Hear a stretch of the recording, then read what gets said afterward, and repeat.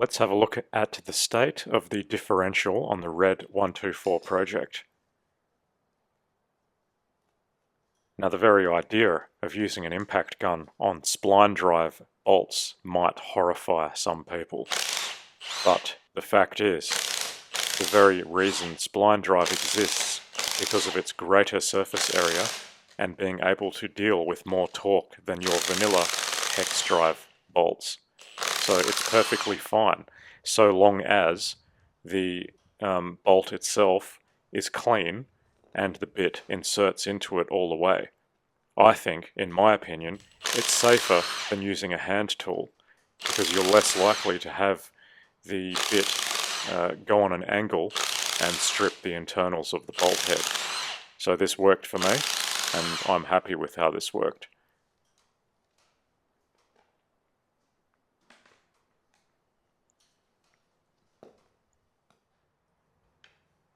I just moved on to draining the oil out of the differential. I'm not sure how old it is or when it was changed last, but fortunately there was no metal fragments or anything like that in it. It was pretty clean. So this differential, I believe, is pretty good, and my thoughts were backed up when I had a look inside it. Of course, oil does spill all over the floor. It's unavoidable. I did have my bucket underneath, but naturally it missed it to begin with and made a mess everywhere. So once this back cover is removed, we can have a look at the internals. I will not profess to be a differential expert, but in my amateurish opinion, it looks pretty good and it feels pretty good in operation as well. I didn't see any unusual wear and tear inside, and it all looks pretty good. I'll give you a demonstration of what everything looks like in motion.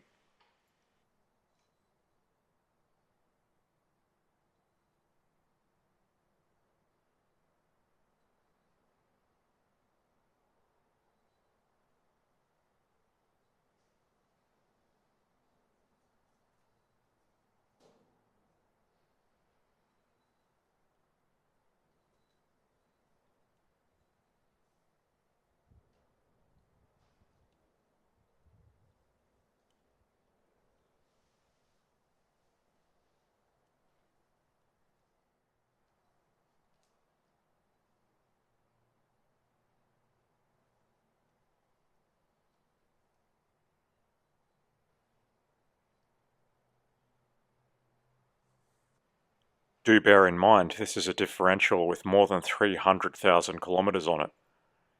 If you think there is anything I should be concerned about, do let me know, but I think it's pretty good.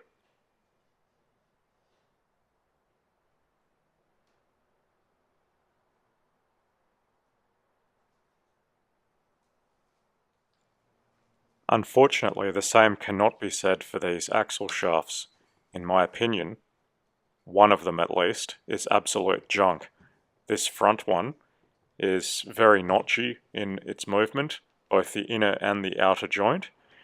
The inner joints are replaceable, but unfortunately the outer ones are not. So once the outer one has failed, you need to throw the entire unit away and replace it. The inner joints aren't even that expensive. I wish I could just get away with 2 new inner joints, but I'm going to have to look for 2 replacement shafts. If I end up using second-hand ones, I'll probably fit new inner joints along with a new outer boot.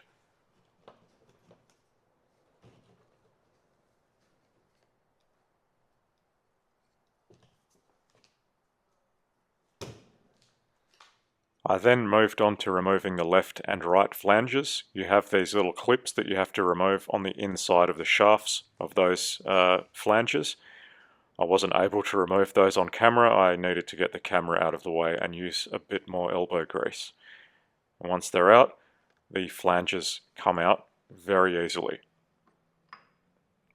And as you can see, this trademark West Australian red dirt is all over that seal. And looking closer, I could see that it had actually gone inside the differential as well, but I don't think it has done any damage. I will be cleaning out this differential and replacing all of the seals, so it should be pretty good once it's done. Now it's time to remove that rear ABS sensor. Reason being, I want to replace the insulation on the outside of the wiring. I removed all of the crumbling rubber insulation and replaced it with a PVC wiring harness sheath, and I did seal it at the differential end, so there's no possibility of water ingress into the sensor. I'll show you the finished job later.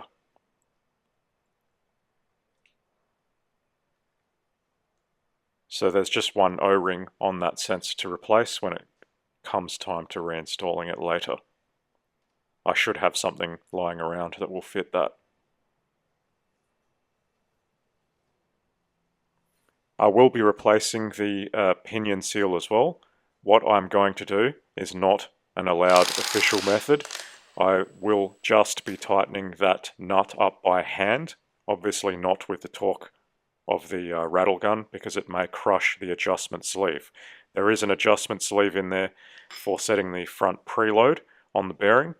I don't want to mess that up, so I'm just going to tighten that nut by hand once the new seal is installed, and then crimp the end of it so that it's locked in place. So that's all three of those seals removed. And I will get around to cleaning this out and installing the new seals on another day.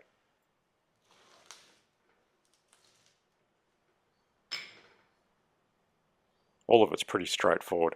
The reason I'm not going to mess with that front adjustment sleeve is because I don't have a friction meter. And this is the job I did on replacing the sleeving on the ABS sensor. That's PVC wiring harness sleeve, and it is heat shrunk at both ends, and there is black silicon inside the tubing at the sensor end as well, so it's completely sealed from the environment. Unfortunately, I didn't have better colors to use. I had to use what I had, and that's the PVC sleeving if you're interested in buying it yourself.